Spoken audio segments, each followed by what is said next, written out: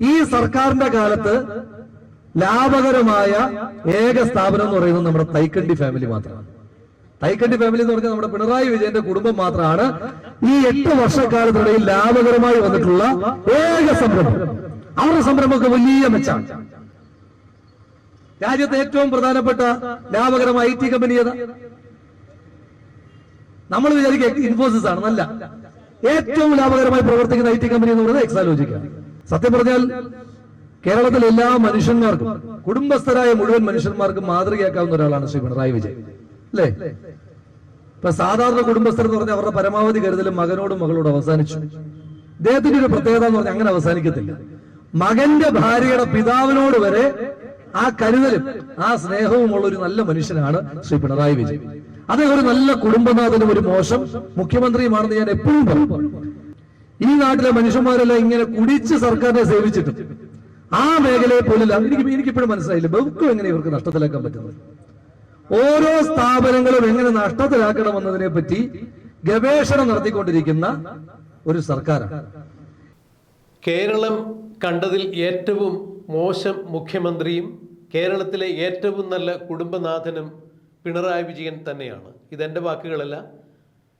Palakkad MLA Rahul Mamkootathil ഒരു പൊതുപരിപാടിയിൽ സംബന്ധിച്ചുകൊണ്ട് സംസാരിച്ചപ്പോൾ പറഞ്ഞതാണ്. കേരളത്തിൽ പച്ച പിടിച്ചിട്ടുള്ള ആകെക്കൂടി ഒരേ ഒരു പ്രസ്ഥാനം മാത്രമേ ഉള്ളൂ, അല്ലെങ്കിൽ ഒരേ ഒരു കുടുംബം മാത്രമേ ഉള്ളൂ. അത് തായ്ക്കണ്ടി കുടുംബമാണ്. മുഖ്യമന്ത്രിയുടെ കുടുംബത്തിൻ്റെ പേരാണ് തായ്ക്കണ്ടി കുടുംബം. ഈ കുടുംബമല്ലാതെ, ഈ ഒരു സംരംഭമല്ലാതെ കേരളത്തിൽ മറ്റ് ഒരു ഇടപാടുകളും പച്ച പിടിച്ചിട്ടില്ല എന്നാണ് രാഹുൽ മാങ്കൂട്ടത്തിൽ പറഞ്ഞത്.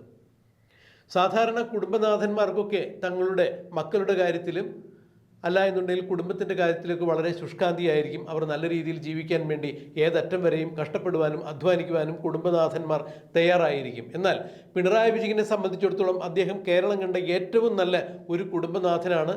അദ്ദേഹം മകൾക്ക് വേണ്ടിയോ അല്ലെങ്കിൽ മകന് വേണ്ടിയോ മാത്രമല്ല, മകൻ്റെ ഭാര്യയുടെ അച്ഛന് പോലും ദീർഘനാൾ സുഖമായി കഴിയാനുള്ള വകകൾ ഉണ്ടാക്കി കൊടുക്കുന്നതിൽ പിണറായി വിജയൻ വ്യാപൃതനാണ്. അത്ര കരുതലാണ് അദ്ദേഹത്തിൻ്റെ ബന്ധുക്കളോടും ബാക്കിയുള്ള ആളുകളോടുമെല്ലാം എന്നാണ് രാഹുൽ മാങ്കൂട്ടത്തിൽ പരിഹാസദ്യോതകമായി തിരിച്ചടിച്ചത്. കേരളത്തിൽ വൈദ്യുതി ചാർജ് അടക്കം തൊട്ടാൽ പൊള്ളുന്ന നിലയിലേക്ക് കാര്യങ്ങൾ മാറിക്കൊണ്ടിരിക്കുന്നു. ഈ അവസ്ഥയിലും പിണറായി വിജയനും പിണറായി വിജയൻ്റെ കുടുംബവും മാത്രമാണ് സ്വസ്ഥമായി സമാധാനമായി സാമ്പത്തിക അഭിവൃദ്ധിയോടുകൂടി കേരളത്തിൽ ജീവിക്കുന്ന ഏക കുടുംബം എന്നാണ് രാഹുൽ മാങ്കൂട്ടത്തിൽ പറഞ്ഞത്.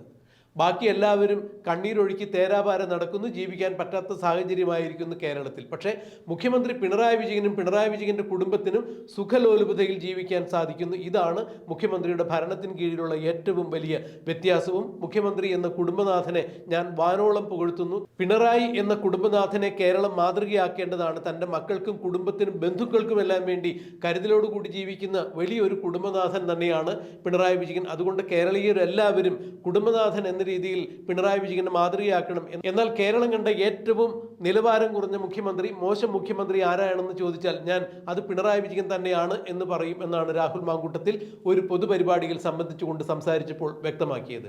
രാഹുൽ മാങ്കൂട്ടത്തിൽ ഒരു പൊതുപരിപാടിയിൽ സംബന്ധിച്ചുകൊണ്ട് ഇന്നത്തെ കേരളത്തിൻ്റെ അവസ്ഥയെക്കുറിച്ചും കേരളത്തിൽ വൈദ്യുതി ചാർജ് ഉൾപ്പെടെ വർദ്ധിപ്പിച്ചതിനെതിരെയും പിണറായി വിജയന്റെയും കുടുംബത്തിൻ്റെയും കെടുകാര്യസ്ഥതയ്ക്കെതിരെയുമെല്ലാം സംസാരിച്ചതിൻ്റെ പ്രസക്ത ഭാഗങ്ങൾ നമുക്കൊന്ന് കേൾക്കാം. ഇനി പോകട്ടെ, നിങ്ങൾ വൈദ്യുതി ചാർജ് അങ്ങ് വർദ്ധിപ്പിച്ചു, എന്നാലെങ്കിലും ഈ ബോർഡിനെ നിങ്ങളൊന്ന് ലാഭകരാക്കൂ. ഇതിനകത്ത് ജീവനക്കാരിരിപ്പുണ്ട്. സത്യത്തിൽ നമ്മൾ ഈ സമരം ഇവിടെ ചെയ്യുമ്പോൾ അകത്ത് ജീവനക്കാരിരിക്കുകയാണ്. ആ ജീവനക്കാർ ഇതിനേക്കാൾ വലിയ സമരത്തിലാണ്. കഴിഞ്ഞ ദിവസം ഇവിടുത്തെ ജീവനക്കാരുടെ സമരത്തിന്റെ ഭാഗമായി ജില്ലാ കോൺഗ്രസ് കമ്മിറ്റി ഉദ്ഘാടകനായിട്ടുള്ള ഒരു പരിപാടി, ഞാനൊന്ന് ആ പരിപാടിയുടെ ഭാഗമായി. നമ്മൾ വിചാരിക്കും ഈ വൈദ്യുതി ചാർജിലൊക്കെ കൊള്ളയടി നടത്തിയിട്ട് ഇതിലെ ജീവനക്കാരെ അങ്ങ് അഭിവൃദ്ധിപ്പെടുത്തുകയാണ് ഇവിടുത്തെ ഗവൺമെന്റ്. എന്നല്ല, ജീവനക്കാർക്ക് 4 or 5 ശമ്പള പരിഷ്കരണ കുടിശ്ശിക വരുത്തിയിട്ട് DA അടക്കമുള്ള ആനുകൂല്യങ്ങൾ കൊടുക്കാത്ത സാഹചര്യം ജീവനക്കാർ നമ്മളെക്കാൾ വലിയ പ്രതിഷേധത്തിലാണ്. പക്ഷെ ദൗർഭാഗ്യവശാൽ മീറ്റർ റീഡിംഗ് എടുക്കാൻ വരുന്ന സാധാരണ ഉദ്യോഗസ്ഥരാണ് ഈ വൈദ്യുതി ചാർജ് വർധനവിന്റെ മുഴുവൻ പ്രാക്കും മുഴുവൻ ശാപവാക്കുകളും കേൾക്കേണ്ടി വരുന്നുള്ളത് മറ്റൊരു ദുരവസ്ഥ. ഇനി പോട്ടെ, വൈദ്യുതി മേഖല മാത്രമാണ് ഇവർ തകർത്തത്. ഏതെങ്കിലും ഒരു മേഖല ഇവർ ലാഭകരാക്കിയിട്ടുണ്ട്. KSRTCയുടെ അവസ്ഥ എന്താ? KSRTC ജീവനക്കാർക്ക് കഴിഞ്ഞ ദിവസം ബഹുമാനായ ഗതാഗത വകുപ്പ് മന്ത്രി ഒന്ന് പറഞ്ഞു, സംസാരിച്ചു. ഞാൻ അദ്ദേഹം നമുക്ക് പാലക്കാട് ഒരുപാട് ആനുകൂല്യങ്ങൾ പ്രഖ്യാപിച്ചു. അദ്ദേഹത്തെ വ്യക്തിപരമായി അധിക്ഷേപിക്കുകയല്ല. അദ്ദേഹം പ്രഖ്യാപിക്കുകയാണ്, അടുത്ത മാസം തൊട്ട് 1-ാം തീയതി ശമ്പളം എത്തിക്കുന്ന പ്രവർത്തനം ഞങ്ങൾ നടത്തും. ഒന്ന് ആലോചിച്ച് നോക്കുന്ന ഒരു മന്ത്രിയുടെ ഗതികേട്. 1-ാം തീയതി ശമ്പളം എത്തിക്കുന്നത് പോലും ഒരു ക്രെഡിറ്റായി പറയേണ്ടി വരുന്ന അവസ്ഥയിലാണ് സംസ്ഥാന സർക്കാർ എന്ന് പറയുമ്പോ അപ്പൊ ജീവനക്കാരിലെ കൈയടിക്കുക. കാരണം അവരത്ര വലിയ ഗതികേടില്ല. ഇനി പോട്ടെ, നമ്മുടെ ബെവറേജസ് ഔട്ട്ലെറ്റ്, ഏതെങ്കിലും കേരളത്തിലെ ബെവറേജസ് ഔട്ട്ലെറ്റ് നമ്മളിങ്ങനെ യാത്ര ചെയ്യുമ്പോൾ ക്യൂ ഇല്ലാത്തൊരു ബെവറേജസ് ഔട്ട്ലെറ്റ് ഉണ്ട്. വോട്ട് ചോദിക്കാൻ പോകുമ്പോൾ മദ്യപാനികളെ ഒരുപാട് മനുഷ്യന്മാർ പറഞ്ഞു, ഞങ്ങൾക്ക് വെർച്വൽ ക്യൂ ഒക്കെ കൊണ്ടുവരണം സാർ, ഞങ്ങൾ കുറെ നേരമാണ് കാത്തു നിൽക്കുന്നതെന്ന് പറഞ്ഞു.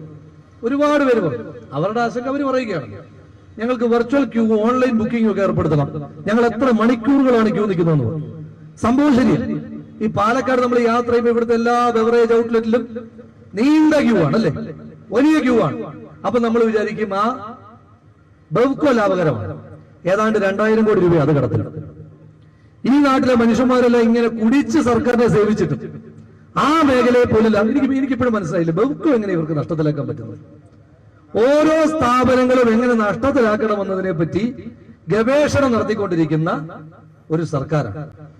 ഈ സർക്കാരിന്റെ കാലത്ത് ലാഭകരമായ ഏക സ്ഥാപനം എന്ന് പറയുന്നത് നമ്മുടെ തൈക്കണ്ടി ഫാമിലി മാത്രമാണ്.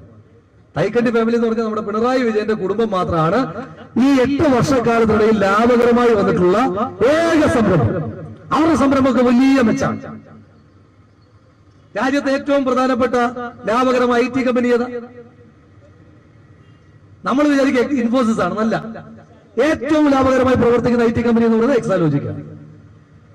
ഇനി നാട്ടില് കഴിഞ്ഞ ദിവസം ഇവിടെ അപകടം ഉണ്ടായപ്പോഴും ചില CPM-കാർ പറയുന്നത് കേട്ടു, AI ക്യാമറ എതിർത്തത് കൊണ്ടാണ് നാട്ടിൽ അപകടം ഉണ്ടാകുന്നത്. അപ്പൊ AI ക്യാമറ വെച്ചില്ല, എന്നിട്ട് എന്താ അപകടം ഉണ്ടാകുന്നത്? നമ്മൾ എതിർത്തത് AI ക്യാമറയല്ല. AI ക്യാമറ വെച്ചാൽ ആ പണവും ശ്രീ പിണറായി വിജയന്റെ മകന്റെ ഭാര്യാപിതാവിന്റെ അക്കൗണ്ടിലേക്ക് എത്തുന്ന വ്യവസ്ഥയെ മാത്രമാണ് നമ്മൾ എതിർത്തത്. സത്യം പറഞ്ഞാൽ കേരളത്തിലെ എല്ലാ മനുഷ്യന്മാർക്കും, കുടുംബസ്ഥരായ മുഴുവൻ മനുഷ്യന്മാർക്കും മാതൃകയാക്കാവുന്ന ഒരാളാണ് ശ്രീ പിണറായി വിജയൻ, അല്ലേ? ഇപ്പൊ സാധാരണ കുടുംബസ്ഥർ എന്ന് പറഞ്ഞാൽ അവരുടെ പരമാവധി കരുതലും മകനോടും മകളോടും അവസാനിച്ചു. അദ്ദേഹത്തിന്റെ ഒരു പ്രത്യേകത എന്ന് പറഞ്ഞാൽ അങ്ങനെ അവസാനിക്കത്തില്ല. മകന്റെ ഭാര്യയുടെ പിതാവിനോട് വരെ ആ കരുതലും ആ സ്നേഹവുമുള്ള ഒരു നല്ല മനുഷ്യനാണ് ശ്രീ പിണറായി വിജയൻ. അദ്ദേഹം ഒരു നല്ല കുടുംബനാഥനും ഒരു മോശം മുഖ്യമന്ത്രിയുമാണെന്ന് ഞാൻ എപ്പോഴും പറയും. മോശം മുഖ്യമന്ത്രിയാണെന്ന് പറയുമ്പോൾ തന്നെ പറയും അദ്ദേഹം ഒരു നല്ല കുടുംബനാഥനാണ്. ആ കുടുംബത്തിൽ അദ്ദേഹത്തിന്റെ ബന്ധത്തിൽ അകന്ന ബന്ധമായിക്കോട്ടെ, തുള്ളിയാൽ തെറിച്ച ബന്ധമെങ്കിലുമുള്ള ആളാണെങ്കിൽ അതിനെ ചേർത്ത് നിർത്താൻ നല്ല മനസ്സുള്ള ഒരു കുടുംബനാഥനും കേരളം കണ്ടതിൽ വെച്ച് ഏറ്റവും പരാജയപ്പെട്ട മുഖ്യമന്ത്രിയുമാണ് ശ്രീ പിണറായി വിജയൻ എന്ന് നമ്മൾ ആവർത്തിച്ചുകൊണ്ടിരിക്കുക. അപ്പൊ ശ്രീ പിണറായി വിജയനോട് പറയുവാൻ ആഗ്രഹിക്കുന്നു, ഞാൻ അവസാനിപ്പിക്കുക. 2024 നിങ്ങൾ വർദ്ധിപ്പിച്ചു, ഞങ്ങൾ സമരങ്ങളുമായി വരുന്നുണ്ട്. 25 നിങ്ങൾ വർദ്ധിപ്പിച്ചു, ഞങ്ങൾ സമരങ്ങളുമായി വരുന്നുണ്ട്. 26 വർധനവ് നടപ്പിലാക്കുവാൻ ഈ നാട്ടിൽ ശ്രീ പിണറായി വിജയന്റെ സർക്കാർ ഉണ്ടാകില്ല എന്നുറപ്പാണ് ഈ സമരങ്ങളുടെ ക്ലൈമാക്സ്. 2026 ആണ്ടിൽ ശ്രീ പിണറായി വിജയന്റെ സർക്കാരിനെ താഴെയിറക്കി ശ്രീ പിണറായി വിജയൻ ഇപ്പോൾ നടത്തിയിരിക്കുന്ന ഈ വർധനവുകളെല്ലാം പിൻവലിക്കുന്ന ജനകീയമായ കോൺഗ്രസിന്റെ UDF-ന്റെ സർക്കാരിനെ കൊണ്ടുവന്നിട്ടാണ് ഈ നാട്ടിലെ ജനങ്ങൾ നിങ്ങളോട് പ്രതിഷേധിക്കുക, പ്രതിരോധിക്കുക, പ്രതികാരം വീട്ടുക എന്ന് മാത്രം സൂചിപ്പിച്ചുകൊണ്ട് അത്യുജ്വലമായി 2 ബ്ലോക്ക് കോൺഗ്രസ് കമ്മിറ്റികളും സംഘടിപ്പിച്ചിരിക്കുന്ന ഈ ധർമ്മസമരം, ഈ നാട്ടിലെ ജനങ്ങൾക്ക് വേണ്ടി നടത്തിയ ധർമ്മസമരം, പ്രത്യേകമായി പ്രിയേട്ടനെയും സതീശനെയും ഞാൻ അഭിവാദ്യം ചെയ്യുവാൻ കൂടി അവസരം ഉപയോഗിക്കുകയാണ്. നാട്ടിലെ ജനങ്ങൾക്ക് വേണ്ടി നടത്തുന്ന ഈ സമരത്തിന് എല്ലാവിധമായ ധാർമ്മികമായ പിന്തുണയും പ്രഖ്യാപിച്ചുകൊണ്ട് വരാൻ പോകുന്ന നിയമസഭാ സമ്മേളനത്തെ പ്രക്ഷുബ്ധമാക്കുക, ജനങ്ങൾക്ക് മുകളിൽ നടത്തിയിരിക്കുന്ന ഈ കൊള്ളയടിയായിരിക്കുമെന്ന് പാലക്കാട്ടെ ജനങ്ങൾക്ക് ഉറപ്പ് നൽകിക്കൊണ്ട് ഈ ധർമ്മസമരം ഔപചാരികതയുടെ പേരിൽ ഉദ്ഘാടനം ചെയ്ത് അറിയിച്ചുകൊണ്ട് നിർത്തുന്നു. നന്ദി, നമസ്കാരം.